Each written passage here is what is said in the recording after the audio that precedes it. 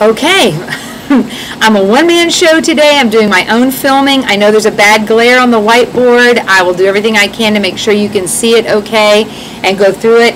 We're starting out actually for the Glencoe geometry class. We're starting out at the back of the book. Prerequisite skills, it's easy. We're doing some review. We're going to start out slow, so I don't want anyone to panic. But we're going to start on page 729, I believe, is where your syllabus starts us. And you'll be doing 1 through 37, and you'll notice it says EOO. EOO means every other odd. So you're going to have to figure that out. You do 1, then you skip 3, then you do 5, then you skip 7, then you do 9, and so on. That's the pattern, okay? Every other odd, 1 through 37, just like what's on the syllabus. I emailed you the syllabus, or you can go to schoolrack.com/MRS Darnell, and it'll bring you up to my blog site, and you can get the syllabus from there. But you'll be doing page 729, 1 through 37, every other odd, and then we'll be doing page 731, 9 through 29, odd. And you can check all these in the back of your book.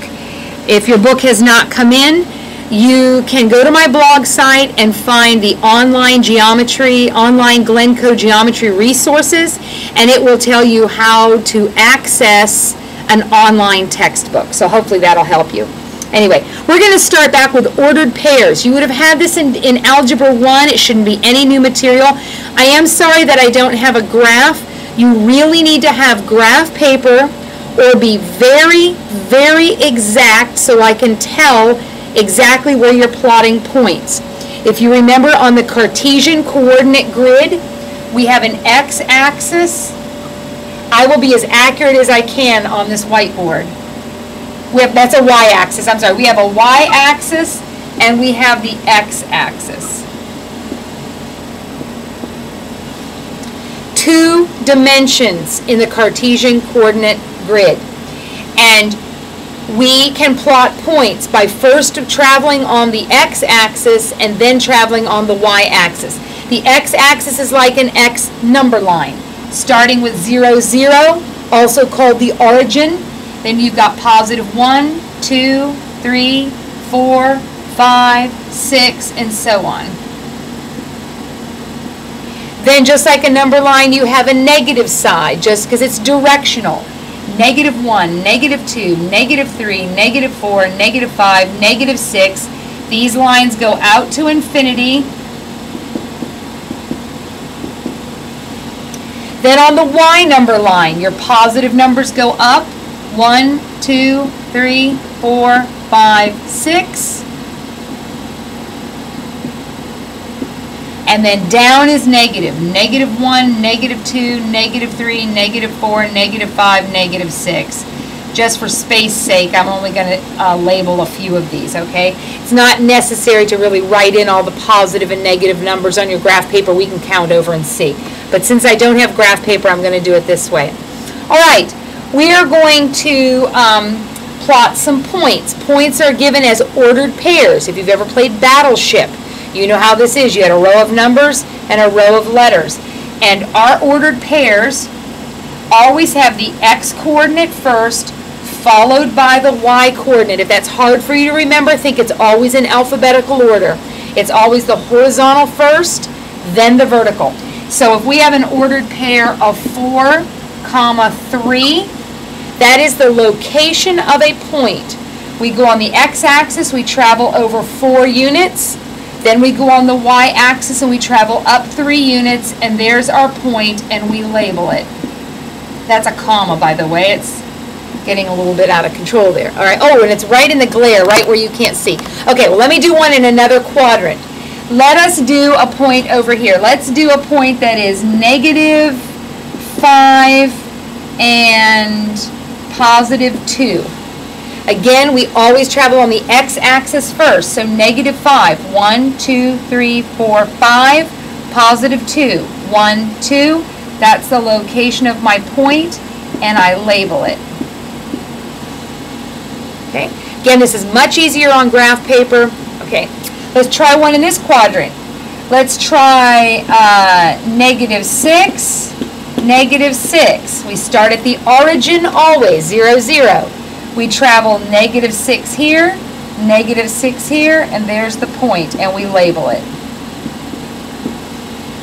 Okay? And then in this quadrant, let me give myself a little bit more room. Let's do positive 3, negative 5. We travel over positive 3, we travel down 5, and there is my point, positive 3, negative 5. Okay? Hopefully this is all review for you, but it's good review. Now remember that when we built our Cartesian coordinate grid, we cut this plane into 4 quadrants. This is quadrant 1, and for some crazy reason it goes counterclockwise. This is quadrant 2, this is quadrant 3, and this is quadrant 4. So sometimes you will be given an ordered pair, a set of numbers, and just ask what quadrant is it in. And all you'd have to do is think, okay, over positive 3, down 5, I'm in quadrant 4, and quadrant 4 would be the answer. So there's a variety of ways that you're asked questions about ordered pairs and plotting points. Sometimes you're asked to graph a shape, and they'll give you the vertices. The vertices are the corners. If they give you 4 points to plot, you just plot the 4 points, and then you would connect the dots, and you would actually draw the polygon or the shape that they give you, and they would give you all 4 of these points. For time's sake, and because I don't have graph paper, I'm just giving you a little illustration of what you're going to see in the homework. But if they give you the 4 vertices, that's where the corners are. You plot those points, connect the dots. Please, when graphing any kind of line or shape, use a straight edge. You can use an index card, anything. It doesn't have to be a ruler, just something straight so we don't have wobbly lines all over the place. Sometimes they will show you a point and ask you to write the ordered pair. For instance, they will ask you what are the coordinates of point A. Well, I look at point A and I realize starting at the origin, we went over positive 3, and then we sunk down negative 3. So the coordinates for point A would be positive 3, comma, negative 3.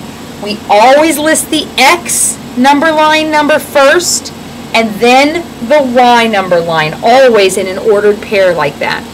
So sometimes they will be given the number and asked to plot the point. Sometimes you're given the point and asked to give the ordered pair.